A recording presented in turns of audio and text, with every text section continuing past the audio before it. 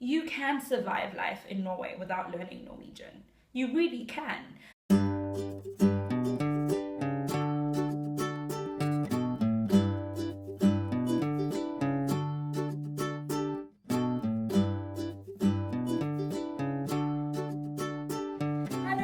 Welcome to my channel, Ville Vise Norge. If you're a returning visitor, welcome back. If you're a first-time visitor, then hopefully you'll be back for more. But if you'd like to check out the Sapphire's Guide to Surviving Norway, then please see the links below. This week, I thought to do a topic with a little bit more substance, and that is conquering the Norwegian language. See, when I moved here, I'm not even sure I knew where Norway was on the map before I got my job offer here. So that was how far I was from being able to speak Norwegian. I think it's just so important that whatever country you move to, you learn the language there. When people are like, why should I learn the language? Why should I bother? It's not for them. You're doing it for yourself, really. There's so many benefits to it, and I'm hoping that you might still be able to apply some of this advice, and it might make the idea of learning a completely new language seem less daunting and hopefully even more appealing.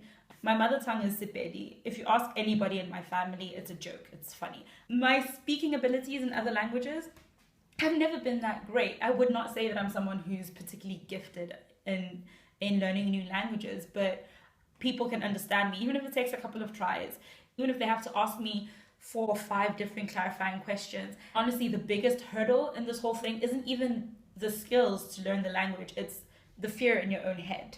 What will I sound like? What if I sound stupid? What if I say it wrong? Oh, it's embarrassing. Try and overcome that fear. Once you overcome that, the rest of it will just come. You won't even realize it's happening. You'll learn so much faster. You can survive life in Norway without learning Norwegian. You really can.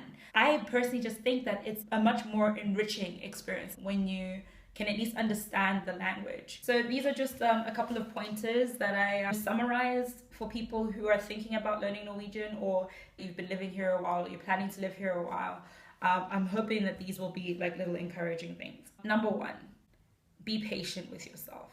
I think most of us don't want to do things that we know we're not good at. So when you're hard on yourself and you say, no, that's terrible, that's horrible, blah, blah, blah, blah, it'll discourage you. Okay, initially it's all like, you don't know what's happening. You can't hear anything.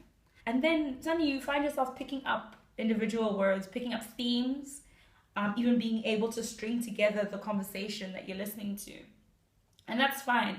And you can get there and stay there for 5-10 years, really, unless you try and open your mouth and speak. You find yourself having to simplify the language a lot, and it may not come out exactly the way you want it to, but you should start somewhere. And that simplification of language is not a problem.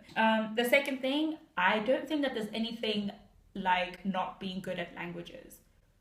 You speak a language, presumably. If you open your mouth and you speak, you're speaking a language. Sign language is a language for those people who don't use their mouths to speak. I know that there's differences in how people might perform on an exam. There's some countries that if you're living there and you don't speak the language, you will struggle on a day-to-day basis and you won't have any choice but to learn the language. But after some time, you will learn what the word for water and toilet and food or whatever it is. You don't have a choice.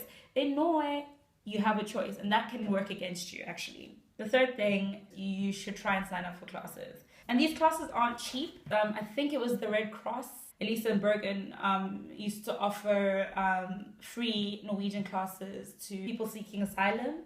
I often see posters for people who offer to teach Norwegian at a much lower price. It just depends on what you want to use the language for, why you want to learn. There's many different options out there. And if you look online, you will find resources.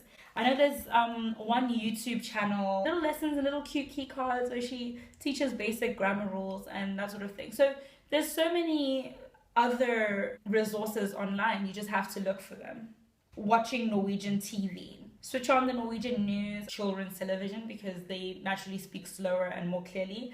English language TV shows with Norwegian subtitles. I remember after I got this piece of advice to watch Norwegian TV, I went and I started watching Bergen, which is not Norwegian. It is Danish and Swedish. But I watched it with Norwegian subtitles.